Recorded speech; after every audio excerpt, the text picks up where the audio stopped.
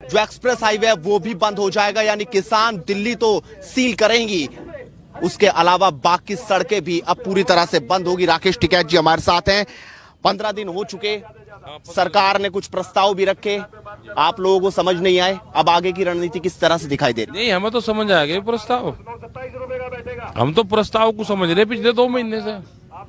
जो किसान यहाँ पर आ रहा, जो नौजवान यहाँ पर आया हुआ है, वो अपने धान बेच के जब आया, यहाँ जीरी बेच के आया, वो नुकसान में बिकी उसकी, तो उसी के लिए तो यहाँ पर आया कि ये नुकसान हो कहाँ से रहा।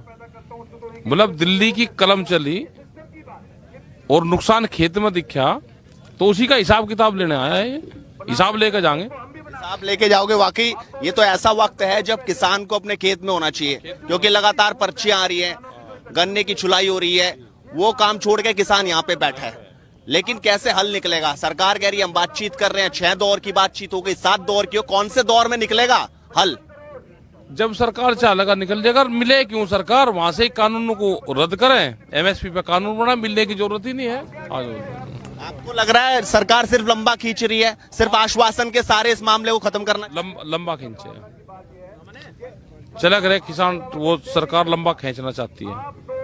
अब 14 तारीख को जो बड़े हाईवे हैं वो भी बंद हो जाएंगे। दिल्ली जयपुर हाईवे तो बंद हो गए, एक्सप्रेस हाईवे की भी रणनीति बन रही है, तो यानी सरकार अब और ज्यादा घुटनों पे आएगी। हम ना किसी को घुटने पर चाहते हैं। अब हाईवे जाम होंगे तो उसमें हम क्या कर सके? किसान उस रास्ते से आएगा, पुलिस उनको रोकेगी तो बैठ जाएंगे वहीं। पुलिस तो तंग कर रही है ना, प्रशासन। हमारे लोग अगर 50-50 किलोमीटर से भी आ रहे हैं तो उनको 3-3 दिन लग रहे हैं यहाँ पाने में, तो उनको पुलिस रोक रही है, रोकती रहती है। जाओ ना, रोक के वहीं बैठ जा।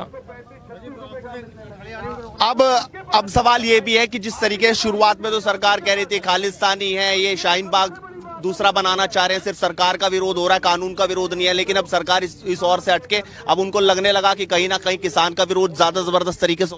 अबे तो मिले नहीं, खालिस्तानी कहाँ है? हम भी उनकी तलाश कर रहे थे। कम से कम फार्मों में काम करवाऊंगे उनसे कुछ दिन। भाई सितारगंज में खुला फार्म है, वहां पे भी तो खेती करते हैं, तो अपने फार्मों में ले जाएंगे पकड़ के, खेत में काम करवाओगे। मजदूरों की कमी हो रही, उन्हें मिलवा दो। हमें कहाँ है वे, ढूंढवा उन्हें। अब जो ये है कि ये जो कानून है पूरी तरह से रद्द हो या सिर्फ एमएसपी के अंदर आ जाए, संशोधन हो जाए, ये आप चाह रहे हैं? संशोधन की तो जो बात करेगा वो भी मारा जाएगा। अब किसान संशोधन नहीं चाहता है, इन बिलों को वापसी चाहता है, एमएसपी पे कानून चाहता है संसद में या अध्यादेश के जरिए, जैसे भी हो जाएंगे। कि ये क्या किसान इतना पढ़ा लिखा है?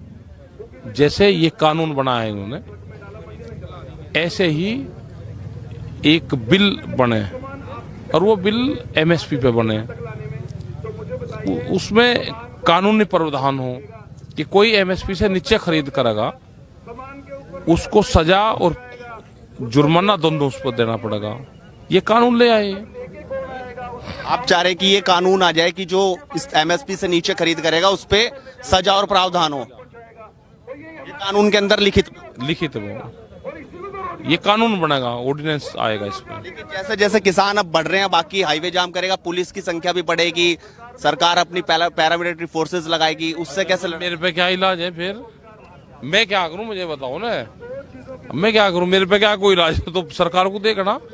मैं तो पुलिस को जा नहीं रहा बुला के, मैं तो किसान को तो जा सकूं, वे पुलिस को लेकर आओगे। और दोनों ही आपस में एक ही तो है। किसान 2 ही तो चीज देता है, अनाज देता है और नौजवान देता है। तो ये कौन है? ये भी अपने ही है, ये भी ठीक है, अपना आ जाएंगे। ये भी आर पार की लड़ाई है क्या?